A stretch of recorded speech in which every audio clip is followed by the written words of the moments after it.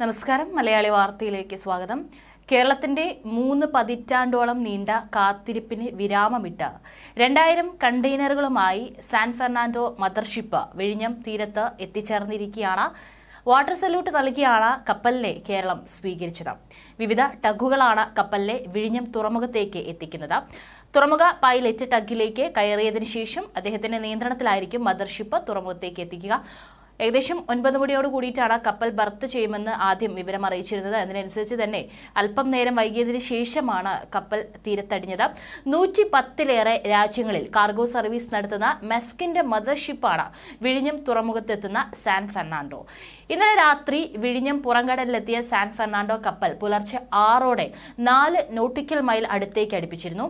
10 മണിയോടെ കൂറ്റൻ വടം ഉപയോഗിച്ച് കപ്പലിനെ ബർത്തിൽ ബന്ധിപ്പിക്കുന്ന മൂറിംഗ് നടത്തും. തുറമുഖത്തെ 800 മീറ്റർ ബർത്തിന്റെ മധ്യഭാഗത്തെ 300 മീറ്ററിലാവും അമ്മക്കപ്പൽ നങ്കൂരമിടുക. ശേഷം ഓട്ടോമേറ്റഡ് ക്രെയിനുകൾ ഉപയോഗിച്ച് 1500 കണ്ടെയ്നറുകൾ ഇറക്കും.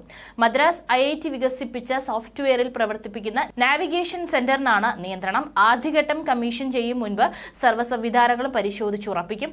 മന്ത്രിമാരായ VN വാസവനും സജി ചെറിയാനുമാണ് സാക്ഷ്യം വഹിക്കാൻ എത്തിയിരിക്കുന്നത്. പോലീസ് കമ്മീഷണർ G സ്പർജൻ കുമാറിന്റെ നേതൃത്വത്തിൽ സുരക്ഷയ്ക്ക് 1500 പോലീസിനെ തുറമുഖത്ത് വിന്യസിച്ചിട്ടുണ്ടായിരുന്നു. കോസ്റ്റൽ പോലീസ് AIG പൂങ്കുഴലിയുടെ നേതൃത്വത്തിൽ 12 ബോട്ടുകളായി 64 പോലീസുകാർ കടലിൽ റോന്ത് ചുറ്റിക്കൊണ്ടിരിക്കുകയാണ്. മത്സ്യബന്ധന വെള്ളങ്ങൾക്ക് നിയന്ത്രണമുണ്ട്. തുറമുഖ കമ്പനിയുടെ 150 സെക്യൂരിറ്റി ജീവനക്കാരും 8 റാപ്പിഡ് ആക്ഷൻ ഫോഴ്സ് ജീവനക്കാരും സുരക്ഷയ്ക്കുണ്ടാവും. ചൈനയിൽ നിന്ന് എത്തിക്കുന്ന കണ്ടെയ്നറുകൾ അടുത്ത ദിവസങ്ങളിൽ തുറമുഖത്തെത്തുന്ന കപ്പലുകളിൽ മുംബൈ, കൊൽക്കത്ത എന്നിവിടങ്ങളിലേക്ക് കൊണ്ടുപോകും. ട്രയൽ റണ്ണിന്റെ ഭാഗമായി സെപ്റ്റംബർ വരെ തുടർച്ചയായി ചരക്ക് കപ്പലുകൾ എത്തും.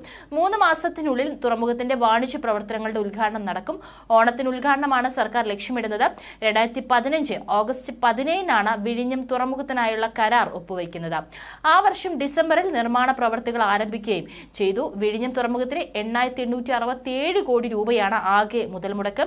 ഇതിൽ 5,595 കോടി രൂപ സംസ്ഥാന സർക്കാരും 818 കോടി രൂപ കേന്ദ്ര സർക്കാരുമാണ് വഹിക്കുന്നത്.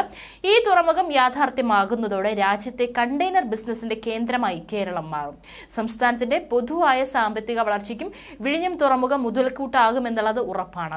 12ലെ സ്വീകരണ ചടങ്ങിന് ശേഷം സാൻ ഫെർണാണ്ടോ കൊളംബോയ്ക്ക് പുറപ്പെടുമെന്നാണ് വിവരം. പുറംകടലിൽ നിന്ന് ആദ്യ ചരക്ക് കപ്പലിനെ ബർത്തിലേക്ക് വാട്ടർ സല്യൂട്ടോടെയാണ് വരവേറ്റത്. വലിയ ടഗായ ഓഷ്യൻ പ്രസ്റ്റേജ് നേതൃത്വത്തിൽ ഡോൾഫിൻ സീരീസിലെ 27, 28, 35 എന്നീ ചെറു ടാങ്കുകളാണ് വാട്ടർ സല്യൂട്ട് നൽകിയുള്ള സ്വീകരണം ഒരുക്കിയത്. ബർത്തിംഗ് നടത്തുന്നതിന് പിന്നാലെ ചരക്ക് ഇറക്കൽ ജോലി തുടങ്ങും. 1500 മുതൽ 2000 വരെ കണ്ടെയ്നറുകളാവും കപ്പലിൽ ഉണ്ടാവുക എന്നാണ് പ്രാഥമിക വിവരം. ഇവ ഇറക്കുന്നതിന് ഒരു ദിവസം മതിയാകും എന്നും ബന്ധപ്പെട്ടവർ പറയുന്നു. ഓട്ടോമേറ്റഡ് സംവിധാനത്തിലൂടെ പ്രവർത്തിക്കുന്ന STS യാർഡ് ക്രെയിനുകളാണ് ചരക്കിറക്കൽ ദൗത്യം നടത്തുന്നത്.